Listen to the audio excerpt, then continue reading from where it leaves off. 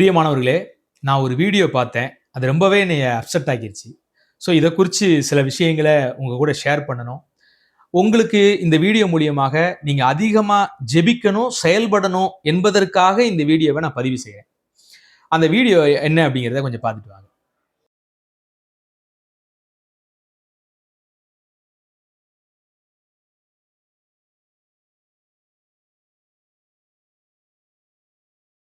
பார்த்துட்டீங்களா? என்னன்னா ஒரு பெண்மணி, தன்னுடைய கைக்குழந்தை. ஆனா ரீல்ஸ் மோகத்துல பார்த்தீங்கன்னா, அந்த கைக்குழந்தைய அப்படியே தூக்கி பெட்ல வீசிட்டு, அது ஒரு விதமா உடம்ப ஆட்டி டான்ஸ் ஆடுது. இது உண்மையிலேயே திரைக்கு முன்பாக குழந்தைய வீசணும், அப்படித்தான் டான்ஸ் ஆடணும்னு இது கான்சியஸ்ல சிந்தித்து வேண்டுமென்றே இத செய்யுது. இது ஏதோ தற்செயலா நடந்த விஷயம் இல்ல. அது கேமராவ ஃபிட் பண்ணியிருக்குது. நம்ம இப்போ ஒரு பாட்டுக்கு டான்ஸ் ஆட போறோம் அப்படின்னு நினைக்குது. ஒருவேளை குழந்தைய எங்கேயாவது யார்ட்டயாவது குடுத்துட்டு வந்து கூட அது பண்ணலாம். ஆனா இது என்ன செய்யுதுன்னா, கையிலேயே குழந்தைய வச்சுக்கிட்டு, கேமராவ ஆன் பண்ணி விட்டுட்டு, குழந்தைய தூக்கி பெட்ல தூக்கி கெடாசிட்டு, அப்படியே என்ன செய்யுது? டான்ஸ் ஆடுது. இது என்ன மாதிரியான மனநிலைன்னு தெரியல. இன்னைக்கு இதை விட மோசமான அதிகமான சில விஷயங்கள் இன்னைக்கு இன்ஸ்டா, இந்த ரீல்ஸு, இந்த யூடியூப் சார்ந்து, ஃபேஸ்புக் சார்ந்து நிறைய வீடியோ அப்லோட் செய்கிறத நிறைய பார்க்க முடியுது. இன்னைக்கு நிறைய சமூக சீரழிவை நம்ம பார்க்கிறோம். ஆரம்பத்துல சினிமா துறை பெருவதிகமாக ஒரு பாதிப்பை மக்களுக்குள்ள உண்டாக்குச்சு. இந்த ரீல்ஸ், இந்த சினிமா இதெல்லாம் பார்த்தீங்கன்னா, கொஞ்சம் கொஞ்சமா மக்களுடைய மூளையை இன்னைக்கு மழுங்கடித்து, அவர்களை ஒரு பைத்தியமாக, ஒரு சைக்கோவாக மாற்றிக்கிட்டே வருது. யோசிச்சு பாருங்க, இந்த வீடியோவை பார்க்கும்போது தெரியலையா? உண்மையே அறிவு பெற்ற ஒரு படித்த அல்லது ஒரு அன்பு உள்ள ஒரு தாயாக, ஒரு குடும்ப பெண்மணியாக அது உணர்ந்திருந்துச்சு அப்படின்னா, இந்த மாதிரியான வேலையை அது செஞ்சிருக்காது. எந்த அளவுக்கு ஒரு துச்சமாக பெத்த குழந்தைய தூக்கி கிடாசிட்டு ரீல்ஸ் முன்னால மக்களுக்கு முன்பாக தன்னுடைய உடல் அசைவை காமிக்கணும், பாட்டு பாடணும்னு யோசிக்குதுன்னா, எந்த அளவுக்கு அது பாதிக்கப்பட்டிருக்குன்னு பாருங்களேன். இன்னைக்கு உலகத்துல என்ன அப்படின்னு கேட்டீங்கன்னா, நாம பிரபலமாகணும். அது எந்த கேவலமான செய்கைகளை செஞ்சா இருந்தாலும் பரவாயில்ல. நாம என்ன செய்யணும்? நம்ம முகம் எல்லார்கிட்டையும் போய் சேரணும். நம்மள நிறைய பேர் ஃபாலோ பண்ணணும். அது எத்தனை பேர் கழி ஊத்துனாலும் பரவாயில்ல. நமக்கு சரமாரியா லைக் கிடைக்குதா? வியூஸ் கிடைக்குதா? இப்பயே கூட கிராமத்துல பாருங்க, சிட்டிலையும் நடக்குது. சிட்டியில இருக்க சில பெண்கள் செய்யறாங்க. கிராமத்துல இருக்கிற சில பெண்கள் அவங்க எல்லாம் என்ன செய்யறாங்க தெரியுமா? செல்போன் எடுத்துட்டு லைவ் போட்டுருது. லைவ் போட்டு வர்றவன் போறவன் எல்லாம் ஏதாவது கமெண்ட் பண்ணுவான். அவங்க கிட்ட ஆபாச செய்கைகள் செய்வது. நீங்க ஒரு ஹார்ட் சிம்பிள் போடுங்க, ஒரு லைக் போடுங்க, அந்த செல்போனை ஒரு 2 டைம் டச் பண்ணுங்க, 3 டைம் டச் பண்ணுங்க அப்படின்னு சொல்லிட்டு, இது மூலியமாக இதனால என்ன கிடைக்குதுன்னு கேட்டீங்கன்னா, இது மூலியமாக இவங்க எல்லாரும் தன்னை ரசிக்கிறாங்க. தன்னை வர்றவங்க பூரா பார்த்தீங்கன்னா, இந்த பெண் எப்படி இருக்கா, என்ன அசைவு பண்றா, இதை பூரா ரசிச்சு வர்ணனை பண்ணி எவனோ கமெண்ட் பண்ணுவான். இதெல்லாம் அந்த குடும்பத்துல இருக்கிறவங்க கண்டுக்கிறாங்களா, கண்டுக்கிற மாட்டாங்களா தெரியல. ஒருவேளை ஏன் கண்டுக்காம இருக்கிறாங்கன்னா, இதன் மூலியமா அவங்களுக்கு பணம் கிடைக்குது. இப்ப நம்ம மாதிரி விழிப்புணர்வு வீடியோவை எவனும் பார்க்கறது இல்ல. பார்க்கறது சொற்பமான பேர்கள். கொஞ்சம் அறிவை நேசிக்கிறவர்கள், கொஞ்சம் பரிசுத்தத்தை நேசிக்கிறவங்க இந்த வீடியோவை பார்க்குறாங்க. மற்றவங்களாம் ஸ்கிப் பண்ணிட்டு போயிடுவாங்க.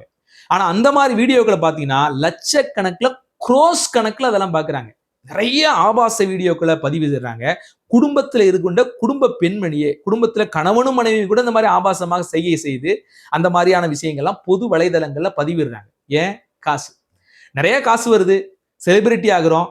எவ்வளவுதான் நம்மளுடைய சுய வாழ்க்கை நாறுனாலும், நம்ம அசிங்கப்பட்டாலும், கேவலப்பட்டாலும் வருமானம் வருதா? ஒரு ரீதியில நம்ம பாப்புலர் ஆகணுமா?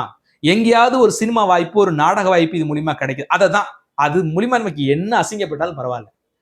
ஒரு காலத்துல பாத்தீங்கன்னா, மானத்துக்காக எல்லாத்தையும் தூக்கி வீசினாங்க இங்க இருக்கிற ஆண்களும் சரி, பெண்களும் சரி.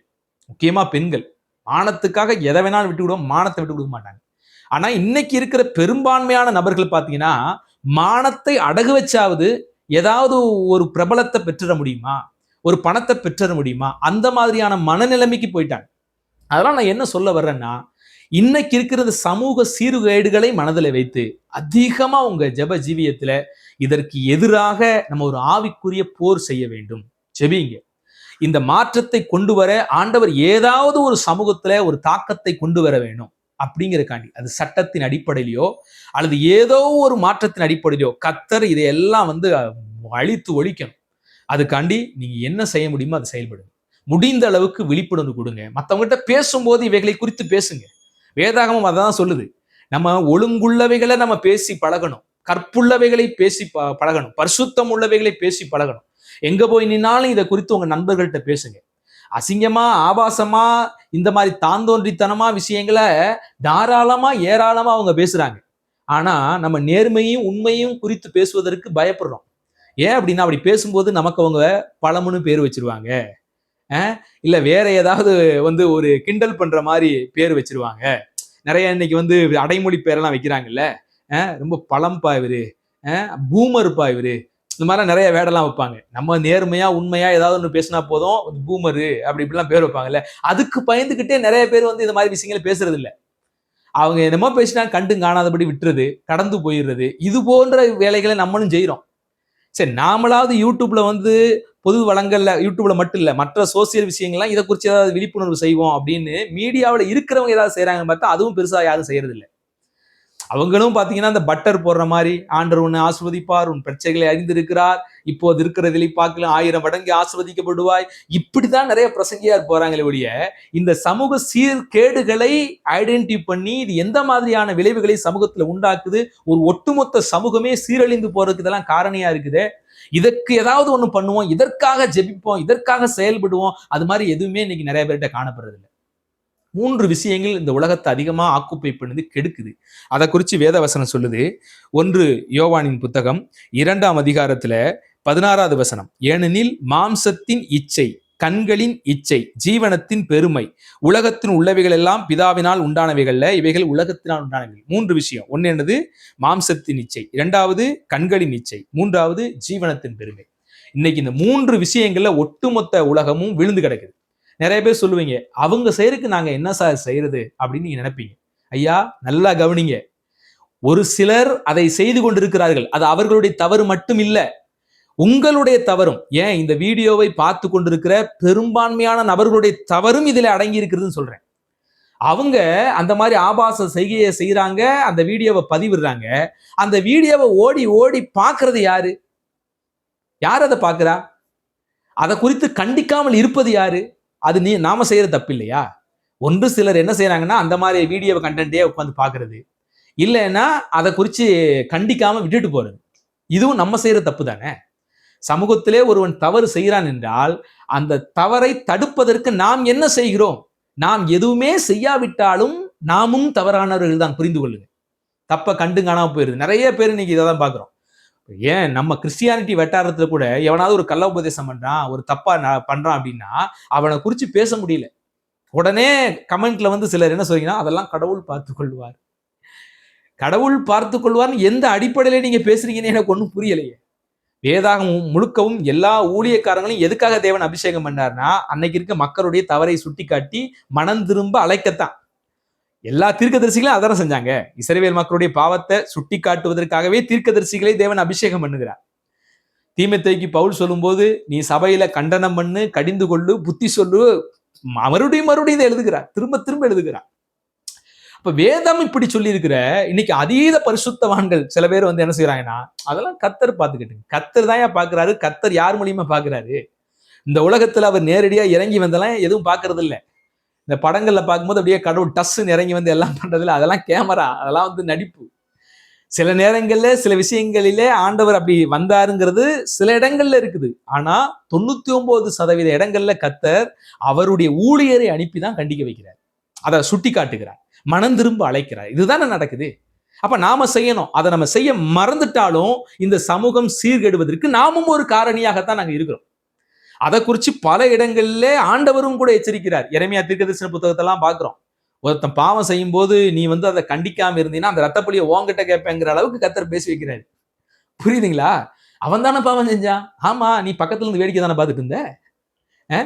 ஒரு குழி இருக்குது, அங்க ஒரு குழி இருக்கு, தண்ணி நிரம்பி இருக்குது. ஒருத்தன் சைக்கிள்ல வர்றான், அங்க குழி இருக்குது, அங்க தண்ணி நிரம்பி அந்த பள்ளம் தெரியாம இருக்குது, அந்த சைக்கிள்ல வந்தா விழுந்துருவான்னு தெரியும், நீ பக்கத்துல இருந்தே வேடிக்கை பார்த்துட்டே இருக்கிற. ஒன்னு தடுத்து நிப்பாட்டி இருக்கணும், தம்பி அங்க குழி இருக்குது, அந்த தண்ணி கிட்ட போய் வண்டியை ஓட்டாதன்னு உடனே எச்சரிச்சிருக்கணும். இல்லது நீ பக்கத்துல பார்த்துட்டே இருக்கிறியே, அதை மூடுவதற்கு ஏதாவது ஒரு பள்ளத்தை மூடுவதற்கு ஏதோ ஒண்ணு பண்ணிருக்கணும். நீயா மூட முடியாட்டி ஏதாவது மூடுவதற்கான நடவடிக்கைகளை எடுத்திருக்கணும். அதையும் நீ பண்ணலையே. அப்ப தப்பு விழுந்தவன் மேல மட்டும் இல்ல, வேடிக்கை பார்த்தவன் மேலதான் இருக்குது. கர்த்தர் அதையும் குறித்து கடிந்து பேசுகிறார். ஆக இந்த சமூகம் இன்னைக்கு இந்த ரீல்ஸ் மோகம், இந்த இன்ஸ்டாகிராம், இந்த வீடியோஸ் மோகத்துல சீரழிஞ்சு சீர்கெட்டு போகுது. கன்றாவி எல்லாம் இன்னைக்கு நிறைய இடங்கள்ல பார்க்க முடியுது. இதனால மனிதருடைய மனம் அதிகமாக பாதிக்கப்படுது. சில இடங்கள்லாம் பார்க்கிறோம், இந்த சினிமாவுக்கு டிக்கெட் வாங்க அப்பா காசு கொடுக்கல அப்படிங்கிற காரணத்துக்காக வீட்டுல இருக்கிற மண்ணெண்ணெய் தூக்கி தூங்கிட்டு இருந்த அப்பா மேல ஊத்தி கொளுத்தி விட்டுட்டு போயிட்டான். இதெல்லாம் வாசிக்கும் போது மனசு அவ்வளோ கஷ்டமா இருக்குது. சில நேரங்கள்லாம் அவங்களுடைய ஃபேன் படம் ரிலீஸ் ஆயிருச்சா, அந்த படத்தை நான் பார்க்கணும், நீ காசு கொடுக்கல, இல்ல நான் உன்னை கொளுத்தி விட்டு போறேன். இந்த அளவுக்கு ஒரு மனிதனுடைய மனம் எதனால ஏற்பட்டுச்சு? அந்த மீடியா அவனை அந்த அளவுக்கு வந்து மனசை பாதிக்க வச்சிருக்கு. ஒரு தாய் செல்போன் உடைஞ்சு போச்சு, செல்போன் ஒர்க் ஆகல, செல்போனுக்காக திருச்சியில ஒரு பெண்மணி தன் பிள்ளைய அடமான வச்சு பிள்ளைய கொண்டு போய் வித்துட்டு வந்து செல்போன் வாங்கியிருக்கிறான். புருஷங்காரன் வந்து எங்க பிள்ளைய காணணும்னு கேட்டா ஏதேதோ மலிப்பி இருக்கிறான். விசாரிக்கும் போது தெரியுது, செல்போன் வாங்குற காண்டி, காஸ்ட்லியான ஒரு செல்போன் வாங்கணும் அப்படிங்கிற காண்டி பிள்ளைய கொண்டு போய் வித்திருக்கிறான். நியூஸ் பேப்பர்ல வருது. எந்த அளவுக்கு அந்த மோகம் அவளை வந்து மோசமான நிலைமைக்கு கொண்டு போயிருக்கு யோசிச்சு பாருங்களேன்.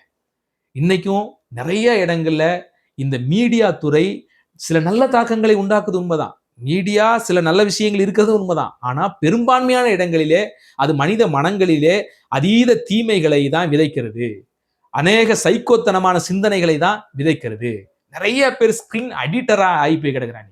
செல்போன் செல்போன் செல்போன் செல்போனை வச்சு ஆக்கப்பூர்வமான விஷயங்களை செய்யறானா, சமூகத்துக்கு நல்ல விஷயங்களை கற்றுக் கொடுக்குறானா? இல்ல, பெரும்பான்மையான இடங்கள்ல அதை வச்சு தீமையான விளைவுகளை உண்டாக்கத்தான் நிறைய இடங்கள்ல செய்யப்படுகிறது. ஆக இதை பார்த்து கொண்டு இருக்கிறவங்க, நீங்க உங்க பிள்ளைகள் இதிலெல்லாம் போய் விழுந்துடாம உங்க பிள்ளைகளுக்கு இதையெல்லாம் விழிப்புணர்வு கொடுத்து எச்சரிக்கையாக உங்க பிள்ளைகளை காத்துக்கொள்ளுங்க. மெயினா இது மாதிரியா அடிக்ட்ல சிக்கிக்கிட்டு இருக்கிற ஒவ்வொருவருக்காகவும் ஊக்கமாக ஜெபிங்க. ஜெபிக்கிறதோடு விட்டுறாம முடிஞ்ச அளவுங்களுக்கு உங்களால ஒவ்வொருத்தரும் அந்தந்த இடங்களிலே இதற்காக எதிராக என்னென்னலாம் செய்ய முடியுமோ, இப்படிப்பட்ட விஷயத்திலிருந்து மக்களை விடுவிக்க நம்மால் என்னெல்லாம் பண்ண முடியுமோ எல்லாமே பண்ணு. அதுதான் இந்த சமூகத்துல நாம வெளிச்சமா இருக்கிறோம், நாம உப்பாக இருக்கிறோம் அப்படிங்கிறதுக்கு அர்த்தம். ஸோ இந்த வீடியோ பதிவு உங்களுக்கு ஒரு சமூக புரிதலையும் அக்கறையையும் உண்டாக்கி இருக்கும் அப்படின்னு நம்புறேன்.